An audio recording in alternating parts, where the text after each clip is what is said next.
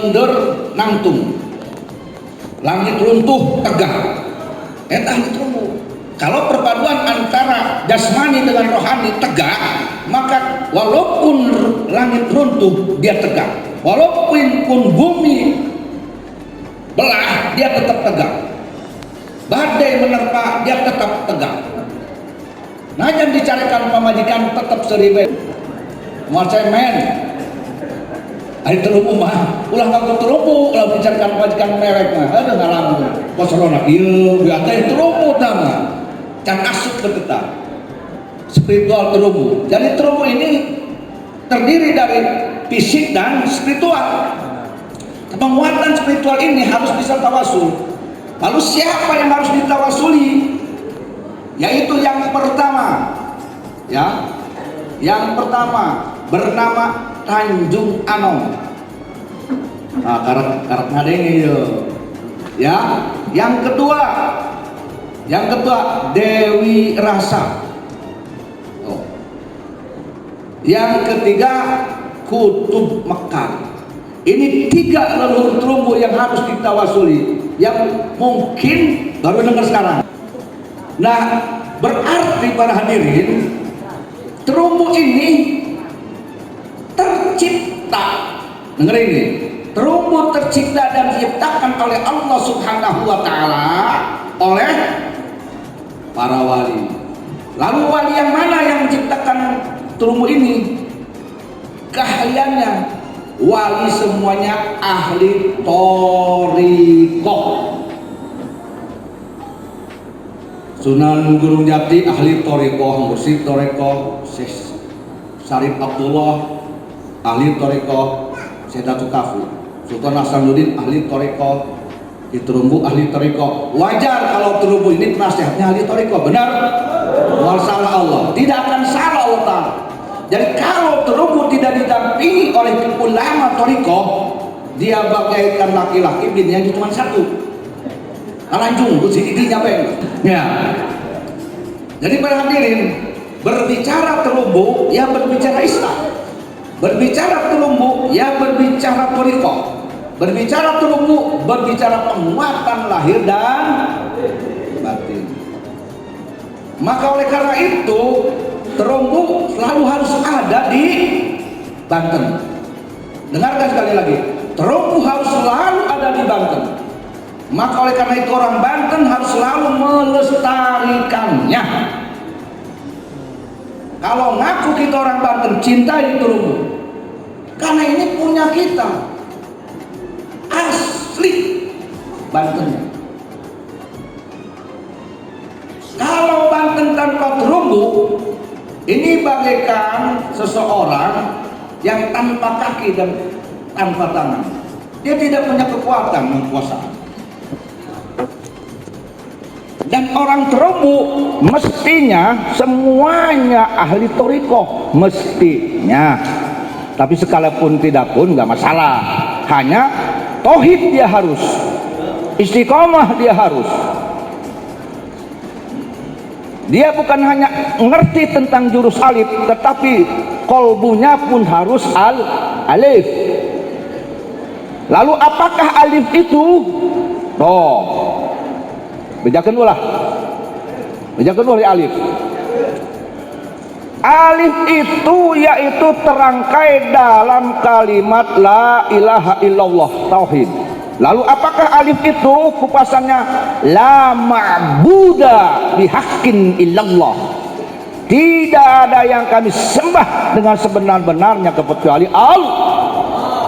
La maksuda bihaqqin illallah. Tidak ada yang kami maksud, kami tuju kecuali Allah. La maujuda bihaqqin illallah. Tidak ada yang ada di hati kami, di dalam pikiran kami, di dalam kolbu kami, tidak ada yang ada kecuali Allah. Lalu selanjutnya la mahbuba bihaqqin illallah. Tidak ada yang kami cintai di dalam kolbu kami, di dalam merasa kami, di dalam pikiran kami, di dalam sir kami, di dalam suka kami, di dalam ruh kami, kecuali Allah. Itulah alif. Maka ketika orang terumbu jurus alifnya sempurna, tauhid alifnya sempurna, dia tangguh, dia akan hadir menjadi sosok seorang wali Allah. Keren, berarti calon-calon wali ya. Calon wali terumbu ya, gagah ya. Karena kalau terumbu secara jasmani dilatih, artinya latihan terumbu ya, Depok 1, Depok 2, kemudian dia pun mempelajari tauhid, dia akan lahir menjadi sosok seorang wali Allah.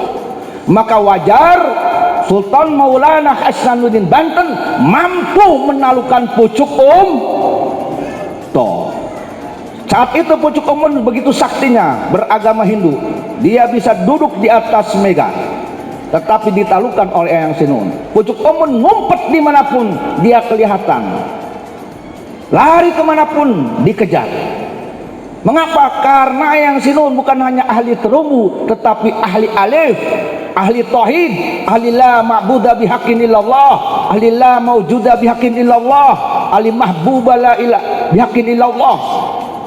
Ketika seseorang bertauhid la maujuda bihaqqin illallah, tidak ada yang ada di dalam hatinya, tidak yang ada yang maujud, yang ada di dalam sirruh dan pikirannya kecuali Allah, maka orang itu tidak akan pernah bisa ditipu oleh siapapun, dan semua yang tersembunyi akan terlihat.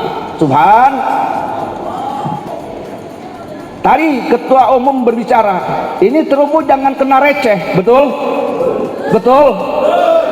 Karena sudah banyak kejadian ketika dia sedang ada masalah datang ke terumbu, betul? Ketika selesai lempang. Mengapa terjadi? Karena di dalam hatinya tidak ada la mahbuba bihaqqin illallah. Karena di dalam hatinya tidak ada yang saya cintai kecuali Allah, tidak ada di hatinya. Makanya karena receh bagi keneh. Benar. Makanya loba pengkhianat di terumbu kena. Kalau tidak seperti itu, betul? Menjaga terumbu tetap akur, menjaga terumbu tetap kompak, isi orang terumbu dengan tauhid, dengan alif. La ma'budu bihaqqin illallah, la maqsuda bihaqqin illallah, la maujuda bihaqqin illallah, la mahbuba bihaqqin illallah. Kokoh terumbu. Tidak ada pengkhianat, tidak ada keretakan, tidak ada saingan, tidak ada pengkhianatan, tidak ada pecundang, tidak ada kelicikan, tetapi kokoh dia lahir, istiqamah.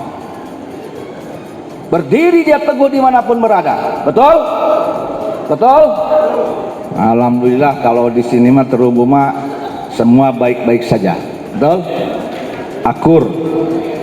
Dewan guru dengan dewan guru rapi. Betul? Kesepuhan dengan kesepuhan rapi. Pimpinan pusat dengan daerah rapi. Saling hormati, saling sayang, mawadah warahmah, saling bantu. Alhamdulillah, ini berkat perjuangan kita semua. Wabil khusus perjuangan Pak Yadi Supyadi. Ada yang saya khawatirkan sebetulnya, Kang Mahdi. Seperti yang dibilang ketua umum tadi, terumbu ini sedang ngetren, ngetop. Terumbu ini sedang terkenalnya. Betul itu terjadi, benar. Oleh karena itu Pak Suciaji, jangan heran nanti banyak yang akan memanfaatkan terumbu, banyak yang akan mengintip terumbu, banyak akan yang melirik terumbu, banyak yang akan menyaingi terumbu. Dimanfaatkan terumbu kepada politik, dimanfaatkan terumbu untuk kepentingan dirinya sendiri, dan dijual ini terumbu kepada siapapun untuk receh. Lalu harus bagaimana agar terumbu tetap kokoh? Pertama, kuatkan ekonomi, kuatkan dananya. Yang kedua, orang terumbu, anggota terumbu jangan lepas dari tauhid. Orang terumbu jangan lepas dari ahli tarekat. Orang terumbu jangan lepas dari ibadah. Orang terumbu jangan lepas dari rasa kedaerahan Banten. Sekali lagi, orang terumbu jangan lepas dari rasa kedaerahan Banten. Kalian jika sudah tercinta ke Banten, hilang rasa cintanya, kau siap-siap akan dijajah. Ketika rasa kedaerahan sudah musnah, saat itu terumbu akan mudah digoncang. Mengapa? Ketika seseorang sudah cinta ke Banten, dia akan cinta kepada budayanya sendiri. Betul? Di mana bumi dipijak, di situ langit dijunjung. Saya lahir di Banten, tinggal di Banten, maka Banten harus saya jaga. Betul? Jika Banten dijaga oleh saya, maka budaya Banten wajib saya jaga. Mana budaya Banten? Terumbu. Mana budaya Banten? Pakaian Banten. Makanya saya kalau di pondok, sekali-kali di hari-hari tertentu saya pakai pakaian Banten, pakai lomar, pakai pakaian hidung-hidungnya. Itu kadang-kadang seminggu 2 kali 3 kali. Jadi tidak melulu pakai koko, Kang Mat. Terkadang saya pakai lomar, pakai pakaian Banten keluar kota. Kemarin ke sana pakai lomar, saya ke sana ke Cianjur, ke Bogor, ke Puncak pakai lomar. Sakitu ramena ya tadi poncok di Bogor, ya. Untuk isin pakai pakaian Banten. Aing malah mah bangga aing orang Banten dia. Ya aing Banten dia. Tidak ada gengsi. Nah, para hadirin, agar tidak terjadi persaingan di antara kita, alif masukkan ke dalam hati. Alif, Bang Udin, kangen, alif. Mana yang merobohkan alif itu sendiri. Tidak ada jurus yang bisa merobohkan jurus terumbu. Nih saya katakan nih, tidak ada jurus yang bisa mengalahkan jurus terumbu, walaupun hanya satu jurus, asal di dalam jurus ada alif. Lalu apa yang merobohkan alif? Pertama, egois. Kalau di hati kita ada egois, kumaha karep dewek aing, mun kudu gitu baik. Dia hatinya tidak ada alif. Dia akan kalah, jangankan dengan ahli turun lagi, dengan orang kecil pun dia akan kalah. Yang kedua, di dalam hatinya ada dengki, itu yang merobohkan alif.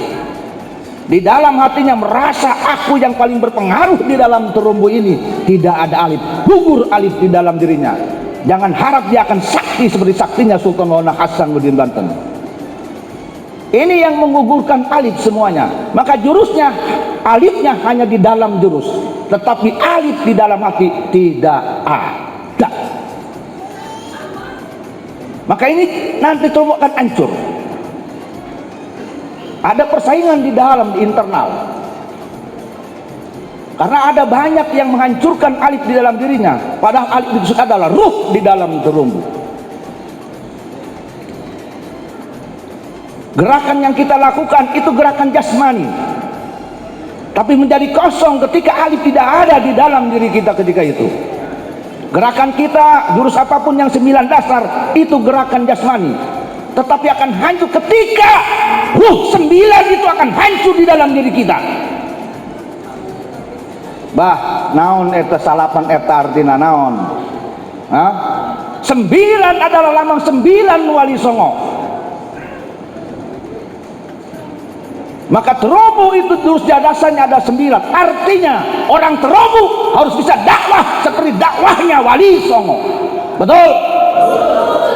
Lalu yang mana dakwahnya wali songo? Tidak radikal. Dakwah wali songo tidak arogansi. Dakwah wali songo tidak terorisme.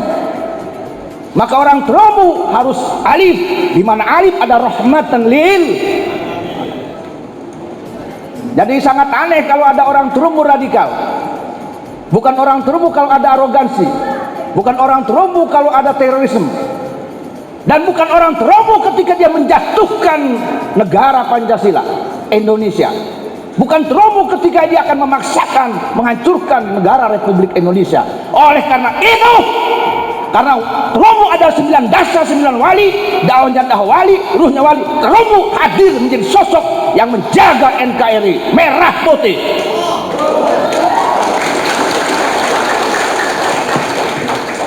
Setuju ya? 9 wali selalu mengayomi diri kita semua. Ahli terumbu dikayomi oleh 9 wali. Maka gerakan 9 wali selalu memberikan manfaat kepada siapapun. Oleh karena itu, terumbu untuk menjadi rahmatul lil alamin, bukan hanya penjaga Banten tapi penjaga NKRI.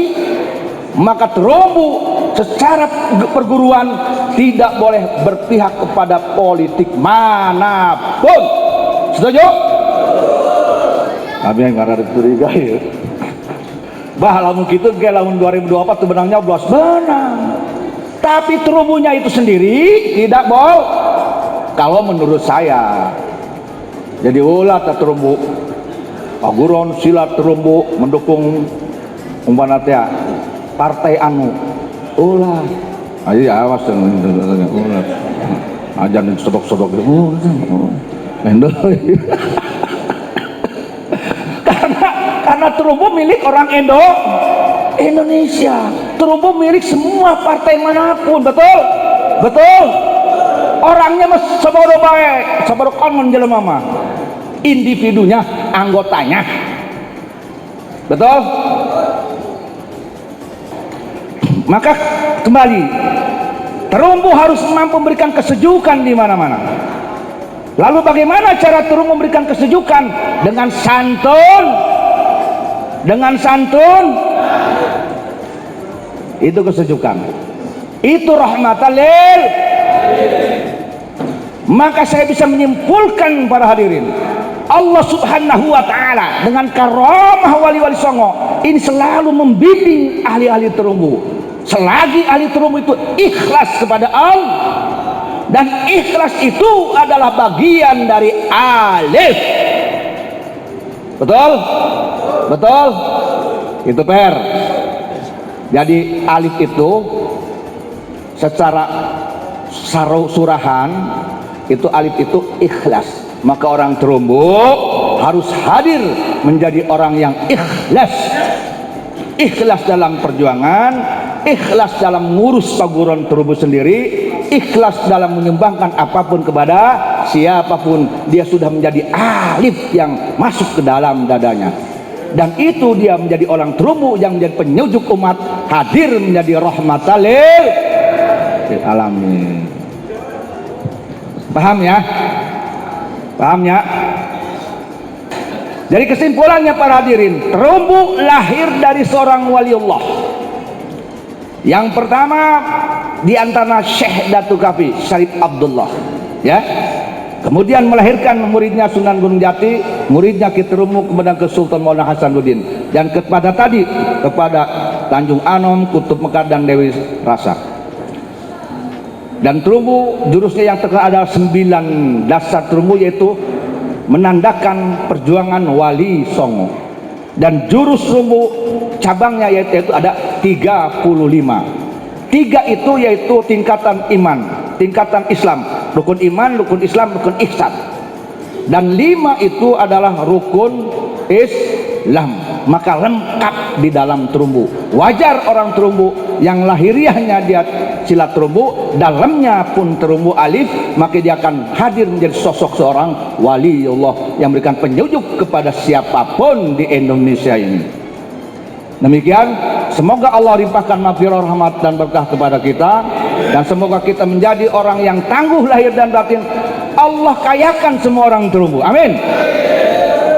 Allah kayakan semua orang-orang terumbu sampai yaumil qiyamah, amin.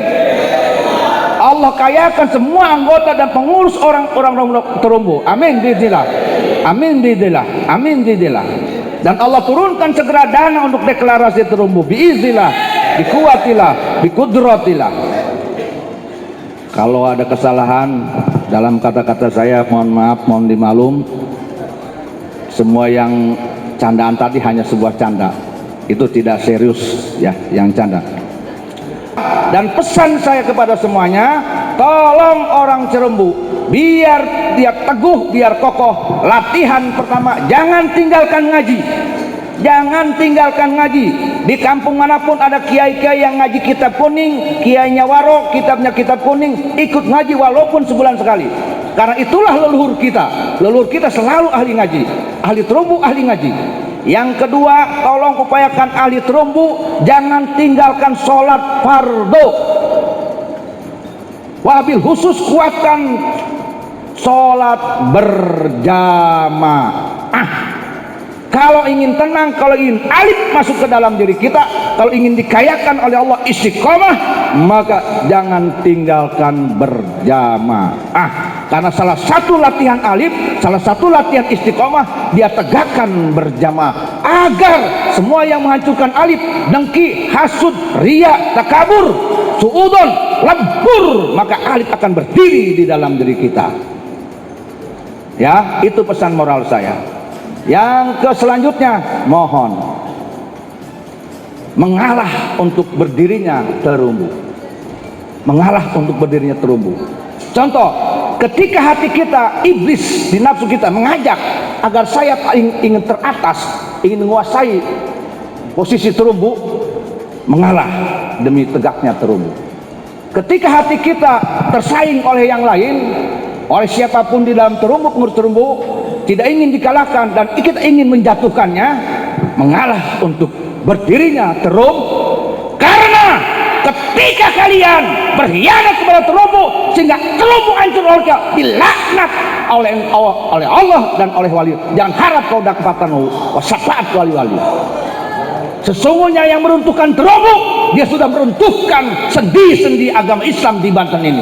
Sesungguhnya yang menghancurkan terumbu, sesungguhnya dia sudah menghancurkan tegaknya syiar Islam di Banten. Sesungguhnya yang mengadu domba terumbu, dia sesungguhnya akan menjadi pecundang di negeri Banten. Nauzubillah. Dan itulah disebut Belanda Ireng yang dikatakan oleh leluhur kita. Engke mah dia cina bakal ayat Belanda Ireng. Belanda nyata mah dia bisa dikelehkeun. Belanda Ireng mah hese dia eta begitu tah. Nauzubillah. Saya berdoa kepada Allah Taala, aminkan. La ilaha illallah sayyidina Muhammadur Rasulullah sallallahu alaihi wasallam. Allahumma shalli ala sayyidina Muhammad wa ala sayyidina Muhammad. Allahumma shalli ala sayyidina Muhammad wa ala sayyidina Muhammad. Nas'aluka ya Allah imanan daiman wa dinan qayyiman wa yaqinan shadiqan wa qalban khashian wa ilman nafi'an wa amalan salihan mutaqabbalan wa waladan salihan hajjan mabruran wa rizqan halalan thayyiban wasi'an katsiran yasiran mubarakan min ghairi sabin wa la ta'abin wa la masyaqqatin wa la dhairin wa la nasabin innaka 'ala kulli syai'in qadir. Allahumma inna nas'aluka al-'afiyah wal barakah wal karamah wal syafaah wal istiqamah wal ijabah was salamah fid dunya wal akhirah. Allahumma alif bainana, Allahumma alif bainana wa Allahumma aslih dzata bainana, Allahumma aslih dzata bainana, Allahumma aslih dzata bainana, Allahumma aslih dzata bainana bihaqqi la ilaha illallah Muhammadur Rasulullah wa la haula wa la quwwata illa billahil azim. Rabbana atina fid dunya hasanah wa fil akhirati hasanah wa qina azabannar. Wa sallallahu ala sayyidina Muhammadin wa ala alihi wa sallam bi fadlika subhana rabbika rabbil izzati amma yasifuna wa salamun alal mursalin walhamdulillahi rabbil alamin. Nas'aluka ya hal ijabah. Al-Fatihah. Bismillahirrahmanirrahim. Ihdinas siratal mustaqim siratal ladzina an'amta 'alaihim ghairil maghdubi 'alaihim waladdallin. Dawam bi subhanakallahumma wa tahiyyatuhum fi salam wa akhiru da'wahum alhamdulillah. Wallahu muwaffiq ila aqwamit thoriq. Billahi taufiq wal hidayah wal afu minkum. Wassalamu alaikum warahmatullahi wabarakatuh.